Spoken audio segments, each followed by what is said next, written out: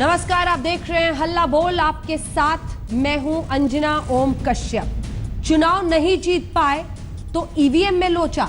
जी हां, परेशान हताश हार के सामने तमाम नेता अब हार की जिम्मेदारी खुद नहीं ईवीएम पर थोप रहे हैं। 11 मार्च को आए नतीजों ने मायावती को ऐसा हिला दिया कि उन्होंने हर महीने की 11 तारीख को धरना प्रदर्शन करने की कसम ले ली है। काला दिवस मनाएंगी। मायावती के मुताबिक 11 मार्च को लोकतंत्र की हत्या हुई क्योंकि बीजेपी ने ईवीएम में धांधली के जरिए जीत हासिल की। उधर पंजाब में गहरा सदमा लगने के बाद केजरीवाल भी यही राग अलाप रहे हैं। लेकिन चुनाव आयोग ने साफ साफ कह दिया है कि जिसे आपत्ति है कोर्ट जाए, क्योंकि उसका हिसाब किताब एकदम साफ है।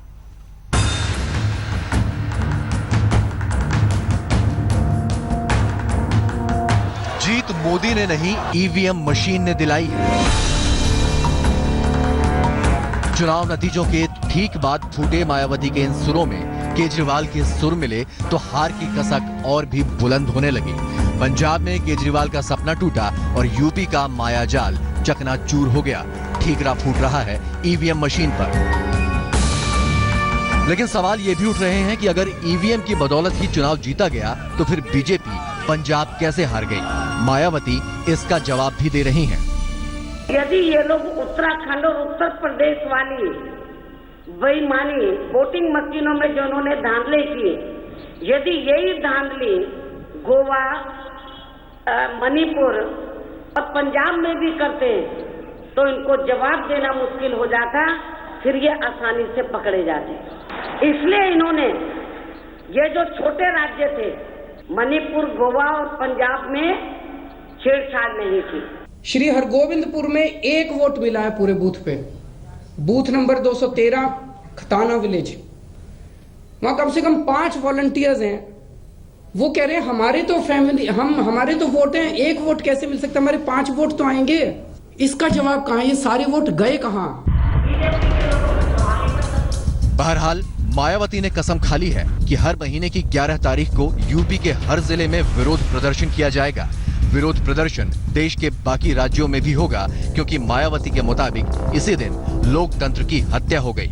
इसके अलावा मायावती चुनाव नतीजों में धांधली का मामला कोर्ट ले जाने को भी तैयार हैं। इधर बीजेपी कह रही है कि विरोधी हार पचाना सीख लें। उधर ईवीएम के मुद्दे पर कल तक केजरीवाल के साथ खड़ी कांग्रेस के सुर आज अचानक से बदल गए हैं। चुनाव आयोग ने भी कह दिया है कि 5 राज्यों के चुनाव को लेकर वो अपनी रिपोर्ट राष्ट्रपति को सौंप चुका है और ईवीएम मशीनों से छेड़खानी का कोई सवाल ही नहीं है। बकौल चुनाव आयोग जिसे भी आपत्ति हो कोर्ट जा सकता है। दिल्ली से मणिदीप शर्मा के साथ आज तक ब्यूरो। कई खास मेहमान हमारे साथ इस चर्चा में शामिल हो रहे हैं। सबसे पहले आपका परिचय उनसे करा दें। सरदार आरपी सिंह जो कि राष्ट्रीय सचिव हैं भारतीय जनता पार्टी के, वो हमारे साथ जुड़ गए हैं। आशीष खैतान साहब जो कि प्रवक्ता हैं आम आदमी पार्टी के, वो जुड़ गए हैं। हमारे साथ रितु सिंह जी बीएसपी की नेता यहाँ पर स्टूडियो में मौजूद हैं। और प्रेम सिंह चंदूमाजरा जी अकाली दल के नेता हमारे साथ इस चर्चा में जुड़ रहे हैं। तो रुख इन तमाम मेहमानों का करते हैं। सबसे पहले आपके पास आते हुए योगेंद्र यादव जी स्वराज इंडिया के हमारे साथ जुड़ गए हैं। कुछ ही देर में हमारे साथ कुछ और मेहमान भी जुड़ेंगे, लेकिन सबसे पहले आरपी सिंह साहब आपके पास आते हुए, आरोप बहुत गंभीर लगे हैं, लेकिन बीजेपी कह रही है, वही बीजेपी जिसके एक वक्त पर लाल कृष्ण आडवाणी और सुब्रमण्यम स्वामी ने ये सवाल खड़े किए हैं, वही बीजेपी कह रही है कि नहीं ईवीएम फुल प्रूफ है। अब मैं चाहती हूं कि इसके बजाय कि हम रेटोरिक में इधर उधर की बातें हवा में करें, क्यों ना फैक्ट्स के साथ आप इस आरोप का जवाब दीजिए।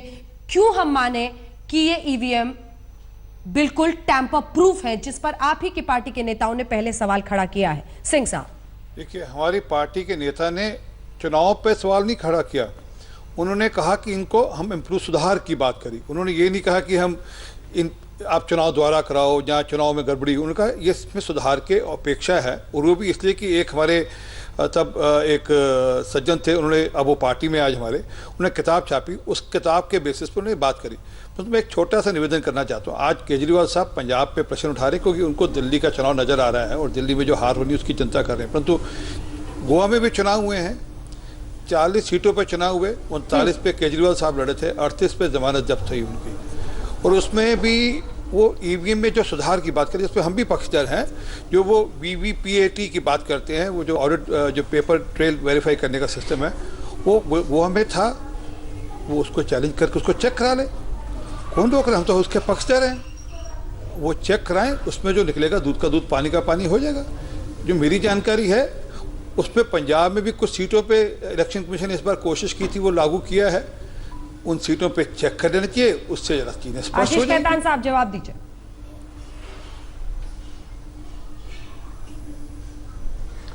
यही हमारी मांग है। सारी बात का निचोड़ यही है कि जो वीवीपैट मशीन्स लगती हैं, पंजाब में 34 असेंबली कॉन्स्टिट्यूंसीज में वीवीपैट मशीन लगी, उनकी स्लिप्स निकलती है, वो स्लिप्स इलेक्शन कमीशन के पास रहती हैं, लेकिन उनकी काउंटिंग के समय उनका इस्तेमाल नहीं किया जाता है। कोई क्रॉस चेकिंग और क्रॉस वेरिफिकेशन नहीं होता है। आज केजरीवाल जी की मांग सिर्फ सिंपल सी यही है। उन्होंने कभी नहीं कहा कि चुनाव फिर से होने चाहिए। उन्होंने कहा कि ये जो वीवीपैट मशीनें जहां 34 कॉन्स्टिट्यूएंसीज में इस्तेमाल हुई, उनकी काउंटिंग हो जाए। लेकिन अनफॉर्चुनेटली ऐसा करने के लिए इलेक्शन कमीशन तैयार नहीं है। उसकी एक बहुत लंबी प्रक्रिया है। आप इलेक्शन पिटीशन फाइल करें, हाईकोर्ट जाएं, हाईकोर्ट में कई साल लग जाएंगे और वो प्रक्रिया पूरी नहीं हो पाएगी। इस तरीके से जो 2013 का सुप्रीम कोर्ट का जजमेंट है, जहां पे कहा गया है कि 2019 तक सारी मशीनों में वीवीपैट लग जाए, वो जजमेंट एक तरीके से रिडंडेंट हो जाता है, क्योंकि अगर आप उस स्लिप की काउंटिंग ही नहीं करेंगे तो उन स्लिप्स को रखने का कोई औचित्य नहीं बचता है। नंबर एक। नंबर दो, मैं आरपी सिंह जी की बात मैंने सुनी, ये बात बिल्कुल ठीक नहीं है उनकी कि उनके नेताओं ने टेम्परिंग का एलिगेशन नहीं लगाया। 2004 में जब अटल बिहारी वाजपेयी चुनाव हार गए थे, तब टेम्परिंग की एलिगेशन प्रमोद महाजन ने लगाई। 2009 में एलके आडवाणी जी ने कहा कि टेम्परिंग हुई है, और उसके पहले सुब्रमण्यम स्वामी ने कहा कि अगर वो चुनाव हार जाएंगे तो यह माना जाए कि बीजेपी की मशीनों को टेम्पर किया गया और उनको हराया गया। देखिए, आज सवाल यह है कि लोकतंत्र में विश्वास लोगों का रहना बहुत मजबूत है। आज सुबह से हमारे यहाँ फोन आ रहे हैं, हर जगह हर गांव में लोगों की अपनी कहानी कि हमने तो वोट किसी को डाला लेकिन हमारा वोट आशीष जी, मैं कुछ कहानी मैं भी सुनाना चाहूंगा, मुझे भी मौका दीजिएगा। आशीष जी, कुछ कहानियां मैं भी सुनाना चाहूंगा। बड़ा खतरा है। आशीष जी, लोकतंत्र का यही विश्वास दिल्ली में कभी नहीं डगमगाया, जहां पर नतीजे आपके हक में आए।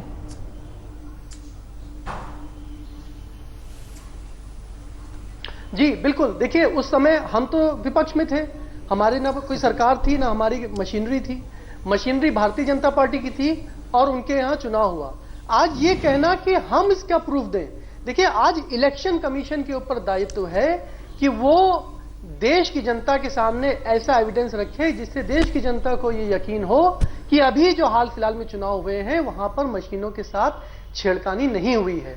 क्योंकि एक बहुत बड़ा तबका, होली में इस बार होली दहन हुआ है ईवीएम मशीन्स का, उत्तर प्रदेश में हुआ है, महाराष्ट्र में हुआ है। सर, अब मुझे मेरे सवाल का जवाब नहीं मिला। आशीष जी, मुझे मेरे सवाल तो जनता की आवाज यहाँ आज तक चैनल पे नहीं है। दिल्ली में सर, दिल्ली में आपको कोई बात परेशानी नहीं हुई थी सर? दिल्ली में चूंकि नतीजे आपके हक में आए थे तब कोई परेशानी नहीं दिखी थी कहीं पर, आज दिख रही है, तो फिर आपकी मंशा पर क्यों ना सवाल खड़े किए जाए? हम में परेशानी, देखिए पहली बात तो हम अपनी हार स्वीकार करते हैं। अंजना जी, अरविंद जी कहा कि हम अपनी हार स्वीकार करते हैं। 11 तारीख को भी कहा कि हम अपनी हार देश का कोई भी नागरिक आपसे ये सवाल पूछ सकता है सर, आशीष जी, देश का कोई भी नागरिक इतनी कर रहे हैं कि electoral process free and fair हो। सर कोई भी नागरिक, एक तो आपने कहा कि जब हम चुनाव में दिल्ली में लड़े थे तो ये मशीनें सरकार की थी। मशीनें किसी सरकार की नहीं होती है सर। चुनाव लोकतंत्र में इलेक्शन कमीशन के नीचे होता है और इसीलिए इलेक्शन कमीशन की जवाबदेही उस पर बनेगी। और सवाल यह है कि आप वही चुनाव के कुछ दिन पहले तक, अगर मैं सही हूं आशीष जी नकारिएगा मत, दिल्ली में भी चुनाव हो रहे थे तो आप लोगों ने कहा था ना कि टैंपरिंग होगी, लेकिन एक बार नतीजे आ गए उसके बाद सांप सूंघ गया आपको इस मुद्दे पर, चुप हो गए आप सब। लेकिन अब एक बार फिर से जब नतीजे आपके खिलाफ आए हैं सर, तब आप उस पर आवाज बुलंद कर रहे हैं। आपका ये सवाल, अंजना, आपका ये सवाल उठाना बिल्कुल लाजमी है कि हमारे खिलाफ नतीजे गए इसलिए हम ईवीएम मशीन की बात कर रहे हैं। आप उसको उस नजरिए से देख सकती हैं। हमने उस नजरिए से बात नहीं कही है। हम ये मानते हैं कि हम हार गए हैं और हम हार स्वीकार कर रहे हैं और जनता का मैंडेट भी स्वीकार करते हैं। मैं जो ये बात कह रहा हूं और जो अरविंद ने जो बात कही है कि आज पंजाब में, उत्तर प्रदेश में बहुत सारे सामान्य लोग ये सवाल उठा रहे हैं कि उनका वोट, उन्होंने जिसको वोट दिया वो रजिस्टर ठीक से नहीं हुआ, गांव के गांव, कॉन्स्टिट्यूंसी की कॉन्स्टिट्यूंसी ये कह रही हैं कि लग रहा है कि हमने तो वोट किसी और पार्टी को दिया, यहां से ये पार्टी दूसरी पार्टी जीत कैसे सकती है। जनता के विश्वास का सवाल है। हमारे सवाल का और आपके सवाल का उतना महत्व नहीं है, जनता के मैंडेट का भी सवाल है आशीष खेतान साहब, और इसीलिए मैं आपसे एक बार फिर दोहरा रही हूं आशीष खेतान साहब, सवाल सिर्फ जनता के मैंडेट का है, उसके सम्मान का है। क्योंकि अगर हम जीत और हार में अपने स्टैंड को बदलेंगे तब आपकी नीयत पर सवाल खड़े होंगे। अगर लोकतंत्र की चिंता है तो उतनी ही होनी चाहिए जीत में भी जितनी हार में है। ऋतु सिंह जी, आपके पास आते हुए, मायावती जी तो कह रही हैं कि फिर से चुनाव ही करा दो, मतलब क्यों? आपको लगता है कि अगर इतनी ही परेशानी थी तो उन्होंने एक पत्रकार का हवाला दिया, यहीं बैठकर एक पत्रकार मुझे बता रहा था, वो पत्रकार आज नहीं, मतलब बिना सबूत के इतना गंभीर आरोप कहां से सही है?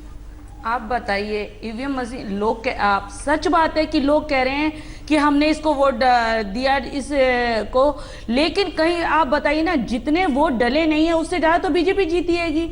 और इतने हम तो कह रहे हैं कि हमने जब हम 2012 में हारे थे तब हमने कोई इल्जाम नहीं लगाया था, आप बताइए, हम बैठे थे ना आराम से। लेकिन आज गड़बड़ी हुई है, पूरा देश कह रहा है, लोग सड़क पे उतर गए हैं और मोदी सरकार इस बात को मानने को तैयार नहीं है। क्यों नहीं है मोदी सरकार? हमको बोलती है खिसियानी बिल्ली, क्या कहते हैं, इस तरह के शब्दों को याद करिए। और मोदी जी क्या शेर की खाल में वो चूहे हैं? ऐसा ना हो कि खिसियानी बिल्ली चूहे को उधेड़ दे एक दिन।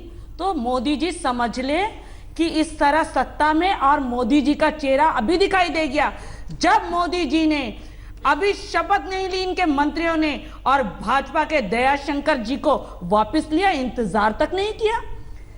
15 घंटे में ये किसानों का ऋण माफ करने वाले थे, कितने घंटे हो गए बताएं ना। ये क्या जुमले हैं मोदी जी के?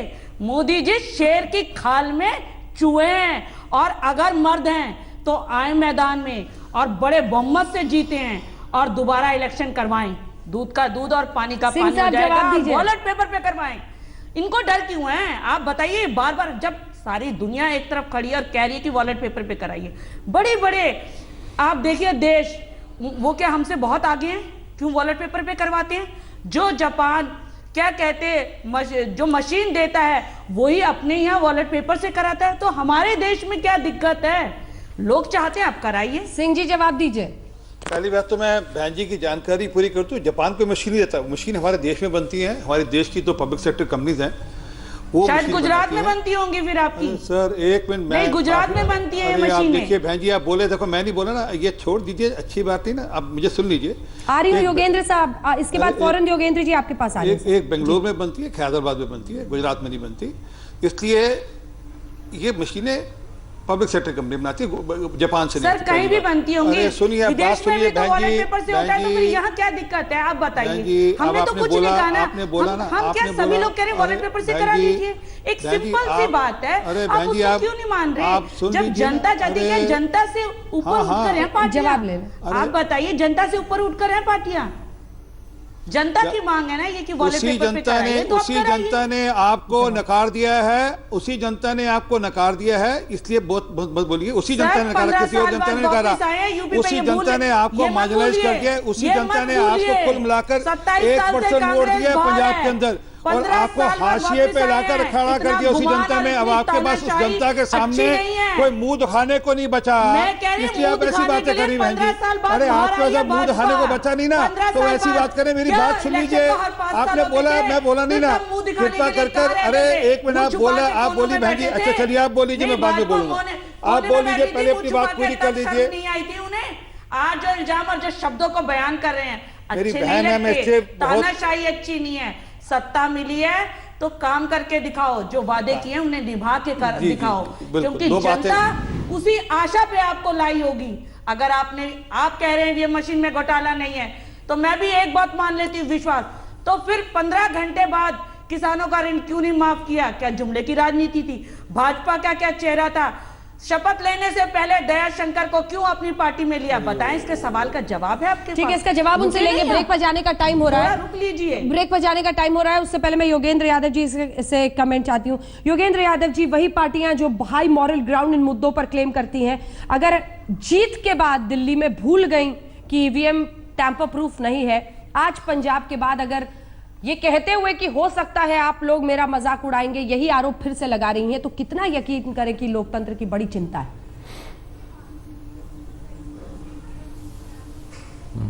अंजना जी, पहली बात तो कि वीवीपीटी मशीन जो है उसकी काउंटिंग करवाने की बात में कुछ भी बुरा नहीं है, वो कर लेना चाहिए। अगर चुनाव आयोग को इसके लिए अपनी प्रक्रिया थोड़ा सिंप्लीफाई करनी पड़े तो कर लेनी चाहिए, क्योंकि चुनाव व्यवस्था में लोगों का विश्वास बना रहे उसके लिए अगर आउट ऑफ द वे जाके थोड़ा कुछ करना पड़े चुनाव आयोग को कर लेना चाहिए। ये कहने के बाद मैं मूल बात जो कहना चाहता हूं वो ये कि ये कोई नई बात नहीं है, बार बार ऐसा हो रहा है। दुर्भाग्यवश पहले बीजेपी ने खेल खेला था, मायावती जी ने भी एक बार कहा, इस बार कहा, इससे पहले ममता बनर्जी कह चुकी हैं और अब शायद आम आदमी पार्टी भी उसी लाइन में लग गई है। लोकतंत्र में ये कहना कि चुनाव के परिणाम में धांधली हुई है, ये बहुत संगीन आरोप है। मैं नहीं कहता कि आज तक देश में नहीं हुई है, 1972 में हुई थी, लेकिन उसके फिर 500 पेज के प्रमाण लोगों ने जुटाए थे। बिना किसी गंभीर प्रमाण के ऐसा आरोप लगाना एक बहुत हल्की राजनीति का सबूत देता है और इससे खामखा हमारे लोकतंत्र की प्रतिष्ठा घटती है। बोलने वालों की इज्जत तो घटती है, लोकतंत्र की प्रतिष्ठा घटती है। इसलिए जरूरी है कि हम कुछ प्रमाण जुटाएं। मैंने इस चीज में चूंकि दिलचस्पी ली थी और उत्तर प्रदेश के चुनाव परिणाम से मुझे भी बहुत चौंकाने वाला लगा। पंजाब में इतना चौंकाने वाला मेरे लिए नहीं था, लेकिन उत्तर प्रदेश में चौंकाने वाला था। उसकी जांच की और मुझे नहीं लगता कि, कम से कम प्राइमा फेसी ये नहीं लगता कि बहुत कुछ गलत चीज हुई है। साधारण बातें ये हैं कि जहां पे ये वीवीपीटी मशीन लगी उसमें और जहां पे नहीं लगी वहां दोनों जगह रुझान अलग अलग नहीं है। अगर ऐसे रुझान अलग होते तो बिल्कुल एक चौंकाने वाली बात होती, तब मैं भी शायद ऐसा महसूस करता कि कोई दिक्कत है, क्योंकि वीवीपीटी मशीन के अंदर आप छुपा नहीं सकते। अगर धांधली होगी तो कम से कम किसी कोर्ट के सामने जरूर सामने आएगी। ठीक है, पहली जीत न पाए तो ईवीएम में लोचा। लोकतंत्र में जीत और हार की वजह से आंसू लाकर यह कह देना कि ईवीएम मशीन ही खराब है, यानी नतीजों पर ही सवाल खड़ा कर देना, क्या लोकतंत्र में जनता के जनादेश के साथ खिलवाड़ है? सभी खास मेहमान हमारे साथ बने हुए हैं। इससे पहले कि मैं प्रेम सिंह चंदूमाजरा जी के पास जाऊं, सरदार आरपी सिंह साहब, जो ऋतु कह रही हैं उनका कहना है कि देखिए हम 2012 में इससे पहले भी नतीजा झेल चुके हैं, हम थे सत्ता से बाहर और अखिलेश ने जबरदस्त वेव के साथ हराया था तब, लेकिन हमने ये सवाल खड़ा नहीं किया था। इस बार हम खड़ा कर रहे हैं, इसका क्या जवाब है आपके पास? इसलिए खड़ा कर रहे हैं कि इस बार वो बिल्कुल हाशिए पे आ गए हैं। पिछली बार थोड़ा कुछ बच गया था मामला, इस बार बिल्कुल जीरो पर आ गए हैं। ऐसा मामला होगा इनको अब लगता है यहाँ से वापस कैसे आए, तो और कुछ नहीं तो यही करें, परंतु उसका एक रास्ता है। मैंने कहा सुप्रीम कोर्ट जाएं। यूपी में भी लगभग, अगर मुझे ठीक जानकारी है, कोई मेरे पास जो जानकारी, कुछ 20 जगह वीवीपैट हुआ है, वहाँ पे चेक कर लेना चाहिए उन मशीनों से और वो उसका निष्कर्ष निकल जाएगा, उसका क्लैरिटी। और मैं जो बात, अरे बहन जी सुनिए, देखिए ये अच्छी तरीका नहीं है। अरे बहन भी दो रूप होते हैं। अरे बहन सुन लीजिए, एक मिनट मेरी बात सुन लीजिए। और मैं उसमें ये कहने को, मैं योगेंद्र यादव की बात, इस बात से राजी हूँ कि इलेक्शन कमीशन से बात होनी चाहिए कि वीवीपैट को वो थोड़ा सुविधाजनक कर दे, वो इस पर उसमें जितना मामला उतना ना करें। परंतु एक मैं निवेदन आम आदमी पार्टी कर रहा हूँ, वो गोवा के बारे में क्यों नहीं बोल रहे, जहाँ पे उनके लोगों की जमानतें जब्त हुई हैं, वो पंजाब के बारे में क्यों हल्ला कर रहे हैं? आशीष जी, सर सब में कर देते तो शायद आप लोग फंस जाते बीजेपी वाले। योगेंद्र यादव जी ने जो बात कही है कि 72 के चुनाव में भी ये आरोप लगे थे, और लेकिन उस समय उन्होंने कहा कि 500 पेजेस का एविडेंस जुटाया गया था। मैं बिल्कुल इस बात से सहमत हूं कि बिना साक्ष्य के, बिना सबूत के इतना बड़ा आरोप नहीं लगाना चाहिए, क्योंकि फिर लोगों की इलेक्टोरल प्रोसेस से विश्वास उठ जाएगा। हमने 500 पेजेस का तो नहीं, लेकिन हम कल तक 100 पेजेस का प्रमाण जरूर इकट्ठा कर लेंगे। और अभी चुनाव के नतीजे आए 4 दिन ही हुए हैं। पहला प्रमाण यह है कि एक कॉन्स्टिट्यूएंसी है पंजाब में जिसका नाम है सज्जनपुर कॉन्स्टिट्यूएंसी। वहां के अखवाना गांव के बूथ नंबर 73 पे हमारे वहां पर 7 वॉलेंटियर हैं। उन 7 वॉलेंटियर के परिवार वाले 17 हैं, तो उनके वोट अगर गिन लिए जाएं तो कम से कम 24 वोट होते हैं, लेकिन वहां पर हमें सिर्फ 3 वोट मिले। इसी तरह बूथ नंबर 103, गांव का नाम गोसाईपुर, 5 वॉलेंटियर और 27 उनके परिवार वाले, वहां भी हमको सिर्फ 2 वोट मिले। ठीक है, इनके वॉलंटियर्स ने इनको वोट डालने से मना कर दिया। आप ये कह रहे हैं यार, ये कबूल करो कि आपके वॉलंटियर आपको धोखा देंगे, आपके वॉलंटियर छोड़ के आपको, जिनको आप पैसा देकर वहां पे काम करते हैं, वो तक धोखा देंगे आपको। अरे यार हंसी की बात है, ये तो कमाल की हंसी की बात है। आपके वॉलंटियर आपको छोड़ गए। तो ये 100 पेज का प्रमाण आ रही हूँ माजरा साहब, आ रही हूँ चंदू माजरा साहब, आपके पास आ रही हूँ। इकट्ठा कर लेंगे। एफिडेविट पे कोई झूठ नहीं बोलता। नहीं, वो पूछ रहे हैं कि हो सकता है आपके कार्यकर्ताओं ने भी आपका साथ छोड़ दिया। तो उसके अरे खिलाफ छोड़ दिया, कानूनी उनके कार्यकर्ताओं ने साथ छोड़ दिया। आशीष जी वो कह रहे हैं कि गोवा आपके की बात की, मैं चाहूंगा गोवा के बारे में बताया, गोवा के बारे में क्या कह रहे हैं इनका। कल तक वो इस जगह जमानते हैं जब तो ये उनकी वहां पे वीवीपैट लगा, वहां पे क्यों नहीं चैलेंज करते इस बात को? ये सर सब पार्टियां कह रही है तो आप बैलेट पेपर कल क्यों तक नहीं, एफिडेविट आ मोदी जी जाएंगे। क्यों नहीं सर, ये मैं जो मोदी करना करता चाहते हैं? अब आप मोदी बताइए, बताइए, मशीन हटा गोवा दीजिए। की बात जब बड़े नहीं आ बड़े रही, देशों में मैं माफी चाहता हूँ कि गोवा की बात नहीं आ गई है। तो फिर क्यों नहीं एक एक करके प्लीज मैम, मैं एक एक करके आपके पास आऊंगी, एक एक करके। आशीष जी मुझे लगता है इसका आपको एक छोटा सा जवाब देना चाहिए, जिसके बाद मैं माजरा साहब आपके पास फौरन आ रही हूँ। चंदू माजरा जी, आशीष खैतान साहब। हाँ बिल्कुल। गोवा में कोई सवाल क्यों नहीं, और वो हो सकता है आपके कार्यकर्ताओं ने भी नहीं वोट दिया, या पंजाब के बारे में मैं नहीं, ठीक बात है, हो सकता है कि हमारे कार्यकर्ताओं ने भी ना वोट दिया हो सकता है, फिर होने की जो संभावनाएं हैं वो अपार सीक्रेट हैं। बैलेट है ना सर इंडिया गोवा में। में तो हम हारे, वहां पे हम भी कह सकते थे कि वहां भी टेम्पर, वहां पे हम टेम्पर की बात नहीं कर रहे हैं। मैं सीक्रेट बैलेट है अंजना जी, इस देश में वहाँ इसलिए नहीं कर पा रहे कि वहाँ वीवीपैट 40 की 40 सीटों पे था। सबको पता है कि और ये चैलेंज करेंगे तो इनको मुंह का जवाब खाना पड़ेगा। जहां भी इनका वीवीपैट झूठ खुल जाएगा वहां पे जमानते हैं जब तो ये इसलिए वो बोलने से डरते हैं गोवा में। ये देखिए, मैं ये तू मैं करने के लिए सिंह साहब एक एक करके सर प्लीज, मैं आपके पास भी आ रही हूँ सर। आशीष बिल्कुल गाली गलौज नहीं, मैं तो बात कर रहा हूँ दोस्त, गाली गलौज की डिबेट आपको करनी है तो आप किसी चौराहे पे चले जाइए। आशीष मैंने कब गाली गलौज करी? आप गाली गलौज की डिबेट अगर आपको करनी है किसी चौराहे पे आप लोग माहिर हो। मुझे अपनी तार्किक बात करने दीजिए, मैं आपको बीच में नहीं टोकता हूँ। बिल्कुल सॉरी, आप करिए बिल्कुल करिए, तार्किक बात करिए अपनी।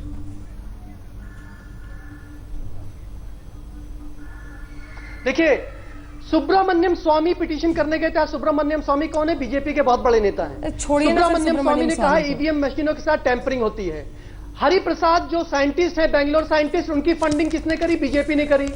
यूनिवर्सिटी ऑफ मिशिगन के प्रोफेसर और साइंटिस्ट ने दिखाया कि ईवीएम मशीन के साथ टैंपरिंग होती है। नीदरलैंड में ईवीएम मशीनों पर रोक लगा दी गई। आम आदमी पार्टी के ऐसे दिन आ गए हैं कि बीजेपी को आदर्श बनाना पड़ रहा है, बीजेपी के नेताओं को, सुब्रमण्यम स्वामी को आपको आदर्श बता के कोट करना पड़ रहा है। सर प्लीज, मैं आशीष की बात नहीं कर रहा हूं। आशीष खैतान जी, मैं डुप्लीसिटी की बात कर रहा हूं। ठीक है जी हाँ, मैं डुप्लीसिटी पॉइंट आउट कर रहा हूं कि ये डुप्लीसिटी है बीजेपी की कि वो पिछले 15 सालों से ईवीएम मशीन पे प्रमोद महाजन से लेके आडवाणी तक और आडवाणी से लेके सुब्रमण्यम स्वामी तक उस पर सवाल उठाते रहे हैं, क्योंकि आज नतीजे उनके पक्ष में है तो इस पर वो आगे कोई चर्चा नहीं करना चाहते। Point taken. सीधे चलते हैं चंदू माजरा जी के पास। चंदू माजरा जी, ठीक है चंदू माजरा जी, रुक जाइए सिंह साहब, मैं आऊंगी सर, फौरन आऊंगी इसके बाद। एक बार चंदू माजरा जी को क्योंकि चंदू माजरा जी सीधे आम आदमी पार्टी का यही आरोप है कि आम आदमी पार्टी के जो वोट्स थे वो ईवीएम टैंपरिंग के जरिए बीजेपी अकाली को चले गए हैं इन सीटों पर, जहां जहां वो कोट करके एक एक बूथ की बात बता रहे हैं। आपका जवाब इस पर माजरा साहब?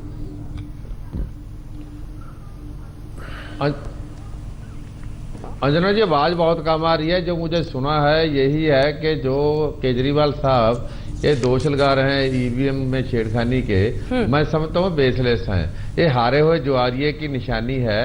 एक हमारे पंजाबी में कहावत है, भगतों खुद थी डुमनी गावे यार पताल।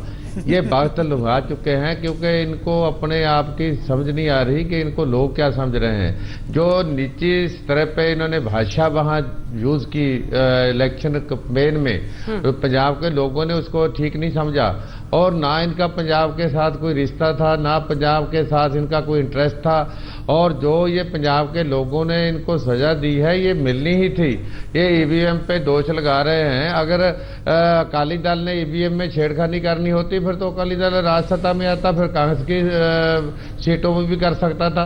इसमें कोई लॉजिक नहीं है, बेसलेस है। और मैं समझता हूं कि केजरीवाल साहब को ये बातें करने का कोई अधिकार ही है नहीं, क्योंकि इन्होंने जो माहौल पंजाब में बना दिया था इलेक्शन के पहले, कोई पंजाब के में रहने वाला व्यक्ति इनको वोट नहीं डाल सकता था। ये तो जो 20 सीटें में इनको आ गई वो हमारे कुछ लोगों की गलती से आई हैं। इनके लिए किसी ने कोई अब verdict नहीं देखिए दिया, ये भी ठीक ना नहीं इनके है, ये पक्ष भी में ठीक कोई नहीं वोट डालने है को चंदू तैयार माजरा था। जी, तो ये मैं भी ठीक समझता हूं नहीं कि है, EVM में ये भी ठीक किसी नहीं तरह है, ये की- भी जनादेश का अपमान है। अगर वो जनादेश का अपमान कर रहे हैं तो इस अपमान आप भी कर रहे हैं जब आप ये कहते हैं, क्योंकि 20 सीटें उन्होंने हासिल की है और एक सबक अकाली को भी इस बार पंजाब की जनता ने सर सिखाया है। आप बने रहिए हमारे साथ, लेकिन इससे पहले कि मैं आप तमाम अन्य लोगों के पास जाऊं, मुझे लगता है आशीष जी आपको जवाब देना चाहिए। देखिए मैंने अंजना जी, मैंने ये माना है कि हमारे कुछ लोगों की गलती से हुआ सीट जहां इनको चली गई, अदरवाइज तो इनको ये भी नहीं मिलती। हम कब कहा है कि ईवीएम में कोई गलती हुई है, ईवीएम की वजह से जीते आशीष जी 20 सीटें। ठीक है आशीष जी वो कह रहे हैं कि अगर हमने धांधली की होती तो हम सरकार में बैठे होते हैं, कैप्टन अमरिंदर की सरकार थोड़ी बनती, फिर तो धांधली करनी थी तो अच्छे से कर लेते।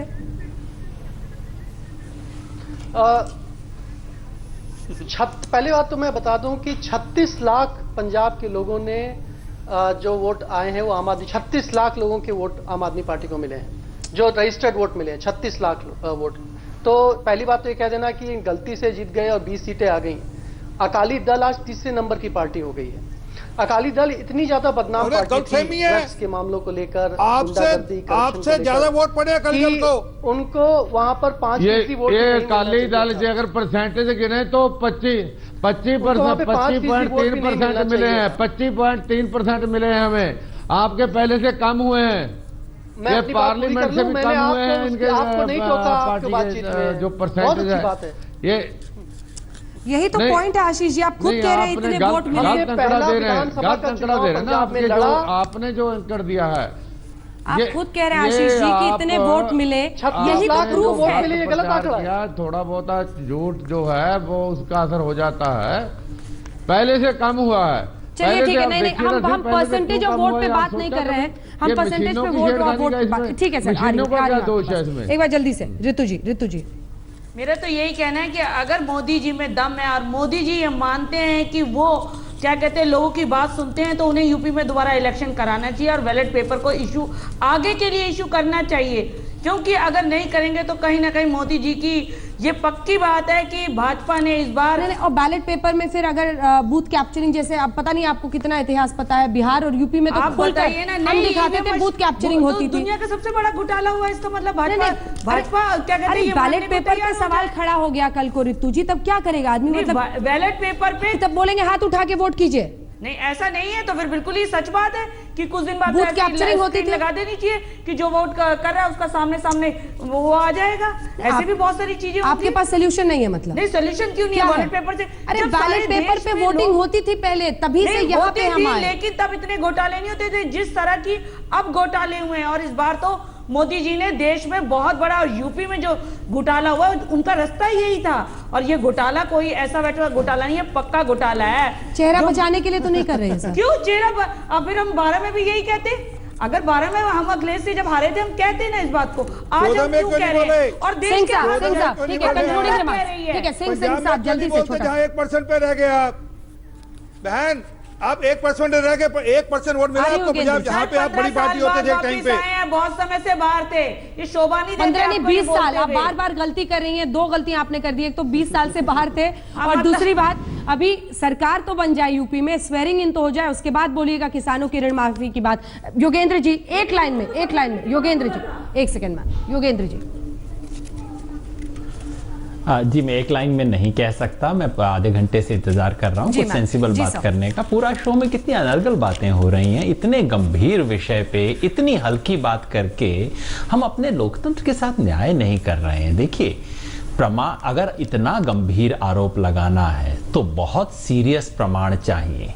वो प्रमाण क्या हो सकते हैं? मेरे अपने सपोर्टर एफिडेविट दे दें कि उन्होंने मेरे लिए वोट दिया, ये कोई प्रमाण नहीं है। इतनी हल्की बातें हम न करें।